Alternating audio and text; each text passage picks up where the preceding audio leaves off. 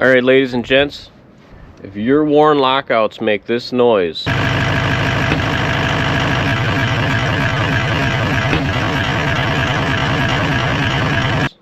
this is how you're going to fix it. So let's see what we can find in there.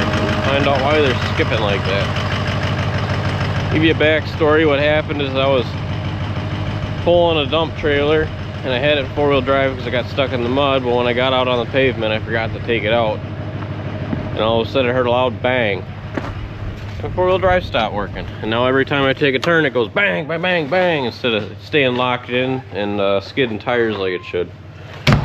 So let's find out why that happened. It sounds like it's in the lockout area, so if your worn lockouts are doing this, follow along. We're going to find out why.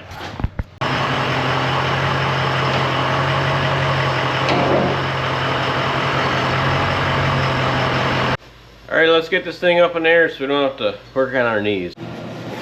So an 1/8 inch Allen fits kind of loose in there. I don't think I have the right size one, so I'm just going to try and I'm going to pound a T25 in there. And then if they don't come out, which these ones probably won't, they're pretty corroded in there, I'll just drill them out to get the lockout off. T25 sit pretty good though.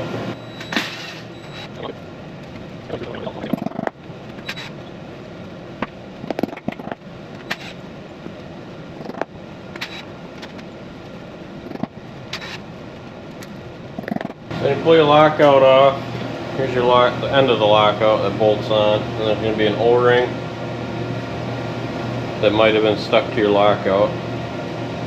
Make sure that O-ring goes back in there. If you got a new one, put a new one in. It just keeps water and stuff out of there.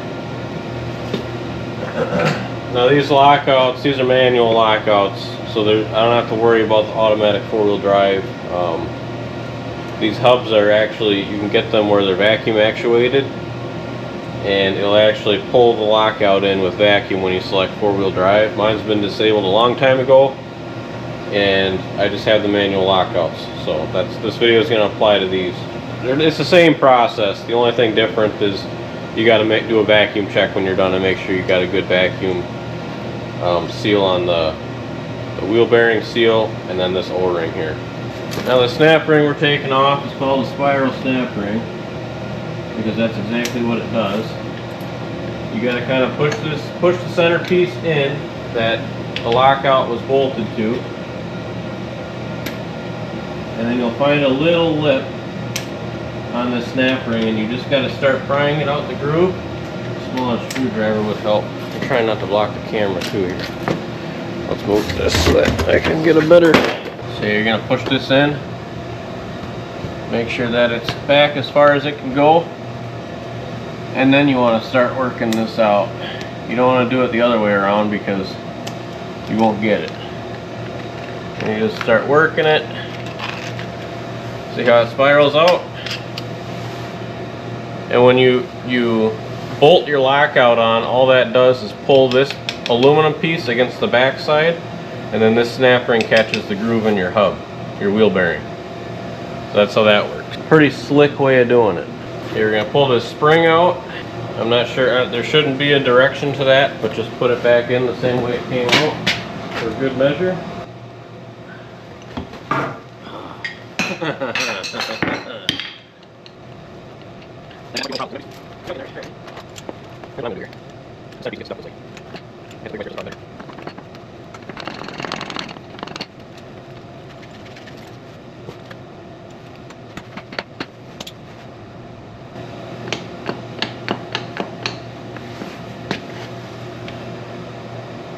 There's another snap ring in there. Thought I was missing something. Alright, so friggin' Dave. Alright, when you get it this far, there's another snap ring behind that other snap ring that I totally forgot about. This one's not, it's just a regular snap ring. So you're gonna want a screwdriver to kind of hold the one side of the snap ring from rotating, and then you can work under the other side of it with a pick or a screwdriver, what have you. So it's going to hold this end so it doesn't spin. You're going to have to forgive me. I'm working with tools that I should be using a pick, but I don't have any picks at home. Ah. A 90-degree pick would be a godsend there. There. You can grab a couple of the bolts you took out.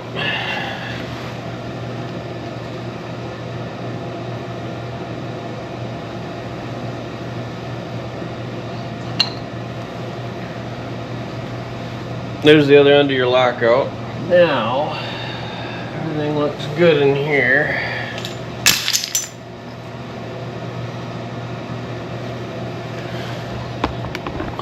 So a couple things worth mentioning here. Looking inside this, the center of your wheel bearing here, you should have a round washer, a 6-sided washer, I think it's a fiber washer, and then you should have another round washer, and then your snap ring. And when your lockouts start doing this, where they skip like that, what's basically happening, so this piece right here, see these splines in the middle? Well, these splines get boogered up, especially if your axle shaft coming out of your differential is sloppy. Because these won't line up right if all this stuff is moving around too much.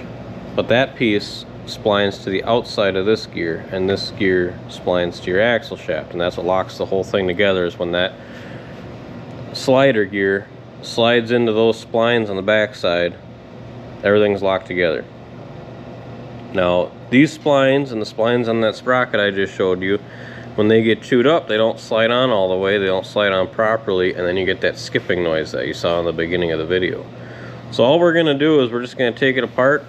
I might have to take this apart depending upon how chewed up the teeth are, and we're just going to clean up the teeth with a file and put everything back together, and hopefully that'll get us by, because like I said, these are 400 bucks. If I can fix them, I'm going to fix them. I'm just going to start by cleaning everything off using a nice microfiber, because I don't have any other rags, but I got microfiber, so I'm going to use these nice expensive rags to clean a lockout full of grease. It's all dirty because I dropped it on the floor. There you go. You can just see there's a little bit of, I don't think it'll focus that close, but there's a little bit of burrs on each one of these teeth. I'm just going to clean up with a file. This one's not bad. I bet you the other side is the one that's skipping real bad. Because you got to have both locked in good if you want to have four-wheel drive. And one of them's not catching, I'll tell you that. Alright. I got this all cleaned up now, and what you want to see is when you put this in here, spline it all up, with no spring in there, you want this to just drop all the way down, nice and easy, and fully engage those splines down there. And you can see mine's got, well, there's probably 1/8 of an inch where it's not going to drop down, but it is going down all the way, so there's probably going to be 1/8 of an inch that you won't be able to grab, because this does have a little bit of play in it. That's normal. I'm going to clean some of this grease out of here because I think that's part of my problem. I think I had this over greased, and you just want a real thin amount. I like to put some on there. I don't know if you're supposed to put any on here, to be honest with you, but I like to put just a little bit. This was too much. You're going to slide your lockout back in there. We're going to take our screws out. Remember, the regular snap ring goes in first. Then your spiral snap ring goes in, and you put it back in the same way you took it out. And I don't think it matters, but I like to put the spiral in a different position, like the split. I don't like to put both splits on top of each other. I like to opposite them. I don't think that makes a difference, but I don't know. It's good practice, I guess. So I just like to check it and make sure it's locked in all the way and engaged in that groove. Okay.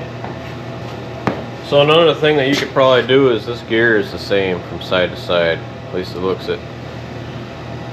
This is the side that was chewed up, and that's the side that would slide on first. Like if your lockout was going to lock in, it would push in this way and engage those splines. Well, if you flip it, you got fresh splines on that side. So if you're in a hurry, you could probably just flip this over and you'd be alright. It's still a good idea to clean everything up though so that it slides on all the way.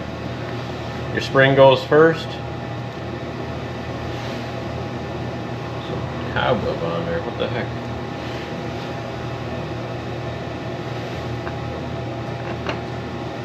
Then your gear goes on, in. Now some of these had a screw that would kind of hold this in while you put your lockout on. You can test it by just, you know, pushing on it a little bit and seeing if it locks in or not. You can see this one's still a little, I think what's going on with mine, I think my axle shaft bearing, yeah, because if I lift up on that a little bit, it slides right in. Which brings me to the other point here. If your lockouts are continually blowing apart or not locking in right, even after doing this, I'll put a picture in the video. There's a little support bearing that this axle shaft rides on that is within your wheel bearing. It's like a little needle bearing, and when this is freewheeling, that bearing just holds the axle shaft in place. Well, if that bearing gets worn out, or your axle shaft gets a groove worn in it from that bearing, your axle shaft is now going to be sitting at an angle because it's not centering it properly. And it's a huge flaw on these Ford wheel bearings. They haven't changed it. I mean, they changed the design a little bit. It's pretty much been the same way for 20 years. They're still doing it on the new trucks. Those bearings wear out, your axle shaft starts to sag, and suddenly this gear doesn't want to slide on. And when they get really bad, this will actually wiggle around enough that it can pop your lockout right off and bust the bolts off, and I've seen that happen a few times. So it's a poor design by Ford, go figure. But if it starts to happen like that, you're just going to have to get under there and lift the axle shaft up until you hear it snap into place, and then you should be fine. I wish they could just build a truck the right way, but you know, that'd be asking for too much, I guess, right? And these bolts, they don't get too tight, alright? Just squishing the O-ring a little bit and a little bit more. You're not cranking them down. Another thing I recommend is put some anti-seize around the heads of these, because the interference between the aluminum lockout and the steel bolt is very tight, and these will actually corrode, and then you got to drill your bolts up. That's what I'm going to have to do on the other side. You'll see. I can't even locate my anti-seize, so I'm just going to put some grease down there. Just a dab on each bolt head. It'll work its way in there when we spin them in.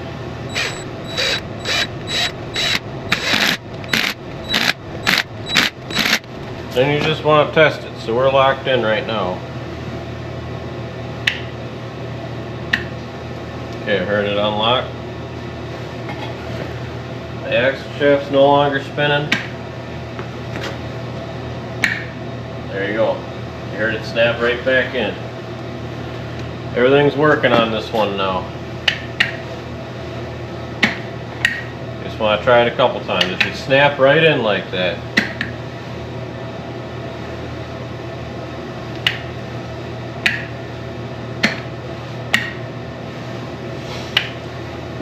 And one good tip is when you're locking these in, no matter what, I don't care if they're working or not, I always go from reverse to drive at least a couple times.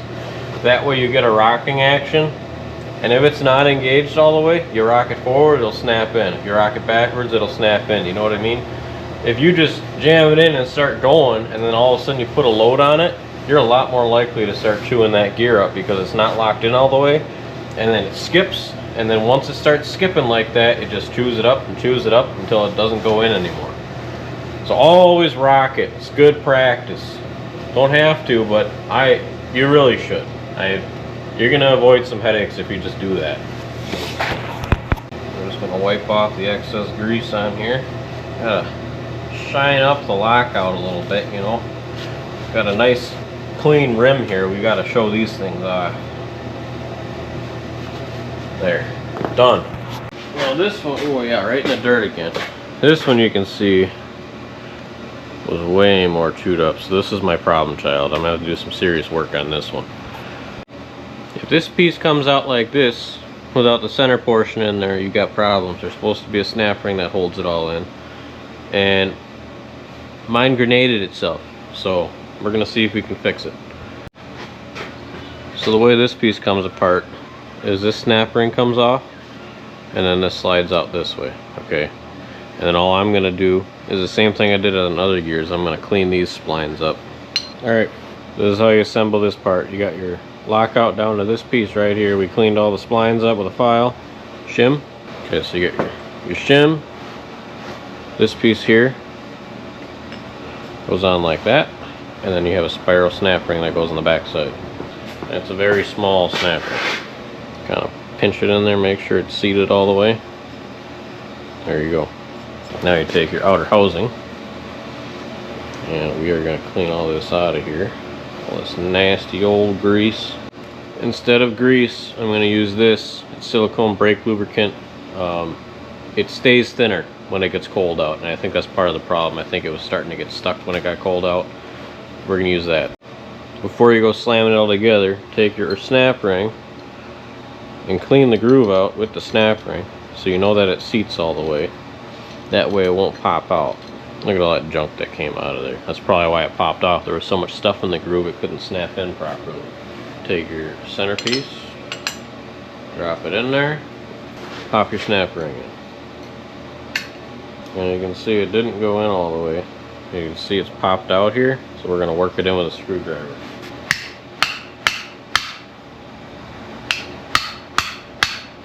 There you go, she's all back together. All I did was hit here, and then it pounded that in a little further. Done. Done deal. And it should pop in and out pretty freely. I mean, you're going to have to get it perfectly straight, but the spring will do that, but it should move in and out nice and easy. And I actually got to drill these out a little bit because it's so corroded. I can't get my screws in all the way.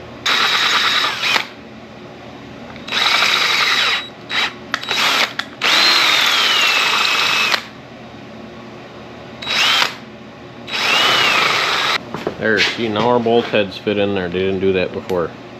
Too much corrosion built up. We had to clean them holes out.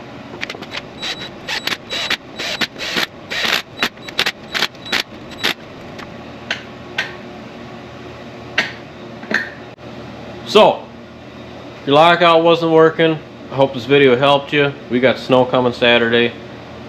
These worn lockouts are like 400 bucks to repair now, and if you get the mile marker ones, they're like 180 on Amazon. I originally ordered the mile marker ones until I realized what was wrong, and I'm like, you know what, I'm gonna send them back, fix the worn ones that I have. The mile marker ones, they had mixed reviews. They're kind of a cheaper lockout. The knobs are really hard to turn. It came with like a little plastic cup that went over there so you could turn them. I don't know. Save 180 bucks and just do it this way. You might need to get new bolts for yours if you drilled them out. You could find them online. Other than that, I'm happy with how it turned out. Everything works the way it's supposed to. Everything's unlocking. Should be good to plow snow. So, if you've been here before, thanks for watching. If you're new here, thanks for watching, and I really hope I see you in the next video. And as always, subscribe to the Hoopty Hay Balers for more tips and tricks. Have a good one.